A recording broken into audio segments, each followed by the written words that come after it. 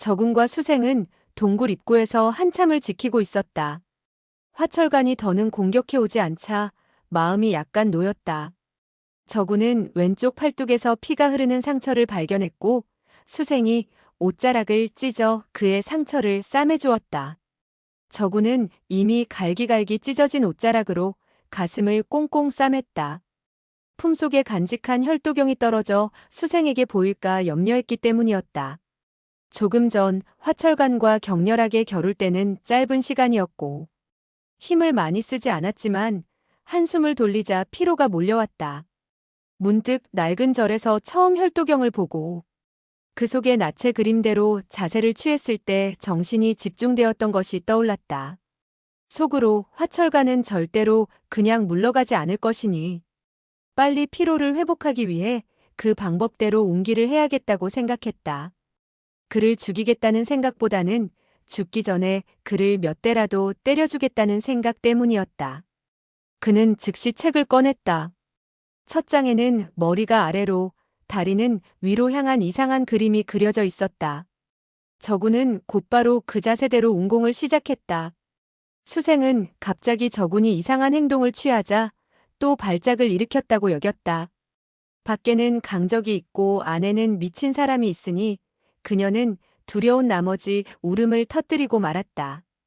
저군은 반시진도 연마하지 않았는데 전신이 따뜻해지면서 마치 불을 쬐는 기분이 들었다.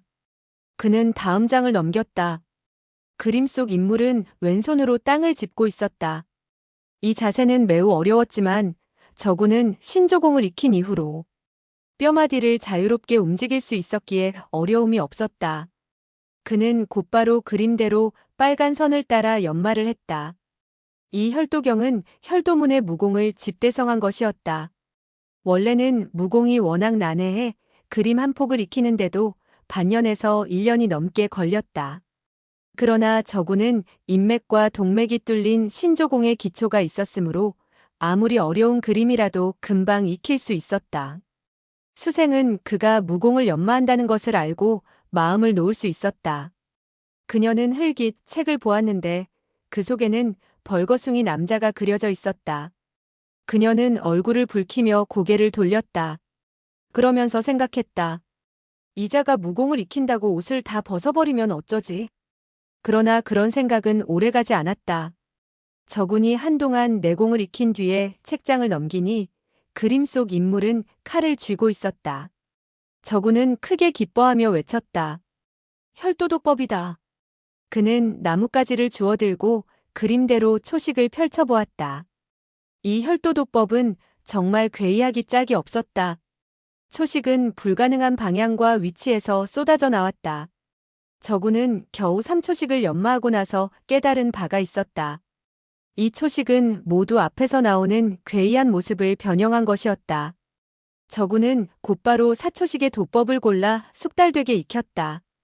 그는 생각했다. 나는 잠도 자지 않고 쉬지 않고 이 초식을 빨리 연마해야겠다.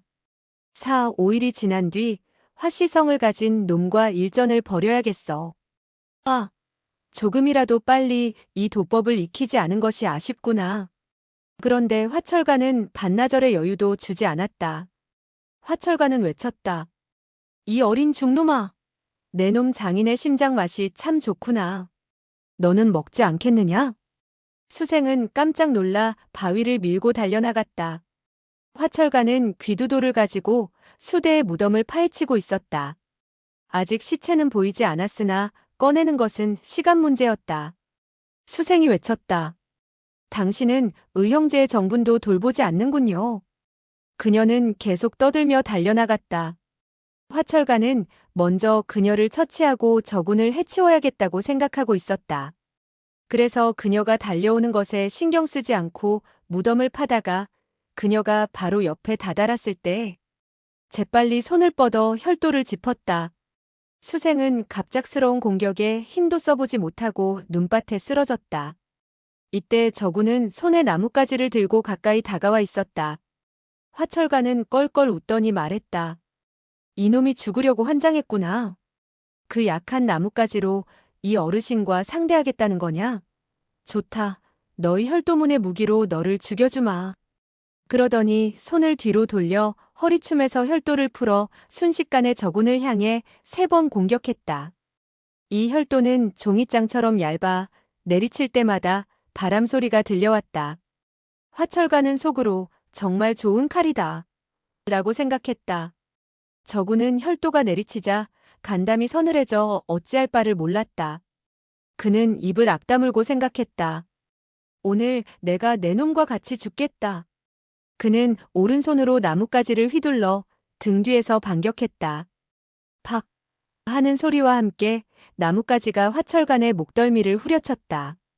이 일격은 기괴하기 짝이 없었다. 만약 그가 들고 있는 것이 나뭇가지가 아니라 병기였다면 이 일격으로 화철간의 머리는 2쪽이 났을 것이다. 사실 화철간과 혈도노조의 무공은 별 차이가 없었다. 혈도도법을 익숙하게 익힌 혈도노조라 해도 이 일격을 화철간에게 적중시킬 수는 없었을 것이다. 그러니 저군은 더 말할 필요도 없었다. 화철간은 저군을 너무 가볍게 보다가 기습적인 일격을 당한 것이다. 저군은 갑자기 2팔을 휘둘렀다.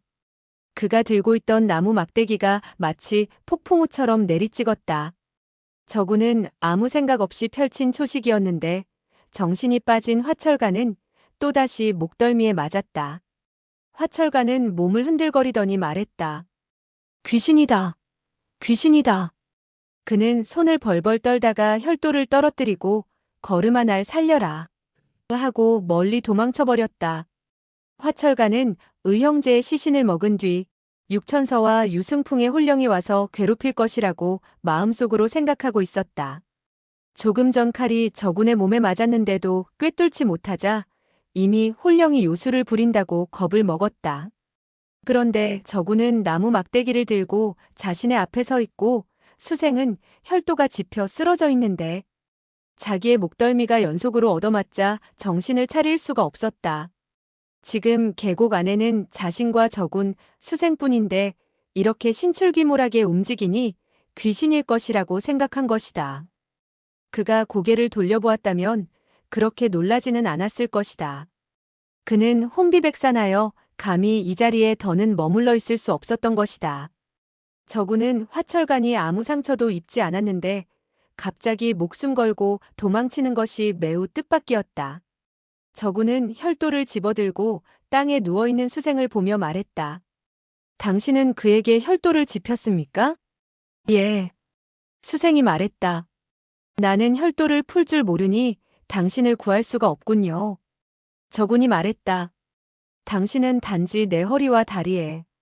원래 그녀는 혈도 부위를 알려주려 했다. 그에게 피를 밀어 기혈이 통하게 하면 혈도가 풀린다는 사실을 말해주려 했는데 이 사람이 최근에는 무례한 짓을 하지 않았지만 자신의 몸이 불편한 틈을 타서 야수처럼 덤벼들지는 않을까 걱정했던 것이다. 저군은 그녀가 말을 하다가 두려운 표정을 지으며 멈추자 생각했다. 화철가는 이미 멀리 도망쳤는데 무엇이 무섭단 말인가? 그러다가 그녀가 자신을 두려워한다는 것을 알아차리고는 화가 머리끝까지 나서 외쳤다. 당신은 지금 내가 당신에게 못된 짓을 할까봐 두려운 것이오? 흥. 그렇다면 지금부터 나는 당신을 절대로 보지 않겠소. 그는 화가 너무 나서 눈이 많이 쌓인 곳에 발길질을 했다. 눈이 여기저기 휘날렸다. 저군은 동굴 속으로 들어가 혈도경을 가지고 나와 땅에 떨어진 혈도를 들고 바위에 가서 앉았다. 수생을 쳐다보지도 않았다. 수생은 속으로 부끄러웠다. 그녀는 땅바닥에 드러누워 꼼짝도 하지 못했다. 한 시진도 채 되지 않아 독수리 한 마리가 그녀를 향해 내려왔다. 수생이 놀라 악 하고 비명을 질렀다. 그때 번쩍하는 붉은빛이 보였다. 혈도가 비스듬히 날아와 독수리를 2쪽 냈다. 독수리는 그녀의 몸 가까이에 떨어졌다. 저군은 그녀가 자기를 의심해서 화가 났지만 화철간이 돌아올지도 몰라 그녀가 보이는 바위 위에서 혈도도법을 연마하고 있었던 것이다. 수생이 말했다. 적 오라버니, 적 오라버니. 제가 잘못했어요. 100번 제가 잘못했어요. 저군은 들은 척도 하지 않고 그녀를 쳐다보지도 않았다. 적 오라버니, 적 오라버니, 모든 일을 용서해 주세요. 아버지가 돌아가시고 저 혼자 외롭게 되니 모든 일을 깊이 생각하지 못했어요. 저를 미워하지 마세요. 저구는 여전히 대꾸하지 않았지만 마음속의 분노는 점차 가라앉았다. 수생은 땅바닥에 누워있다가 다음 날 아침이 되어서야 몸을 움직일 수 있게 되었다. 그녀는 저군이 한마디도 하지 않았지만 밤새도록 두 눈을 뜨고 자신을 지켜주고 있었다는 사실을 알 수 있었다. 그녀는 매우 감격했다.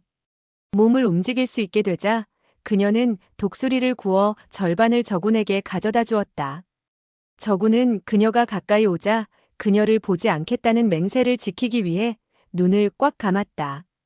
수생은 익은 독수리 고기를 놓고 바로 돌아서 걸어갔다. 저군은 그녀가 멀리 가기를 기다렸다가 눈을 떴다. 갑자기 그녀의 악 하는 비명소리가 들리더니 곧이어 어머 하는 소리를 내고 땅바닥에 쓰러졌다. 저군은 몸을 날려 그녀 가까이 다가갔다. 수생은 갑자기 몸을 일으키며 말했다. 키득키득. 내가 당신을 잠깐 속였어요. 당신은 나를 보지 않겠다고 했는데 나를 보았지요? 당신 말은 믿을 수가 없어요. 저군은 그녀를 매섭게 노려보며 생각했다. 천하의 모든 여자들은 모두 여우 같아. 정형님의 능아가씨를 제외하고는 모두가 거짓말쟁이야. 이후로는 절대 믿지 않겠어. 수생은 키득키득 교태롭게 웃으며 말했다. 적 오라버니, 당신이 재빨리 저를 구하러 와서 정말 고마워요. 저군은 그녀를 힐끗 쳐다보고는 몸을 돌려 성큼성큼 되돌아갔다.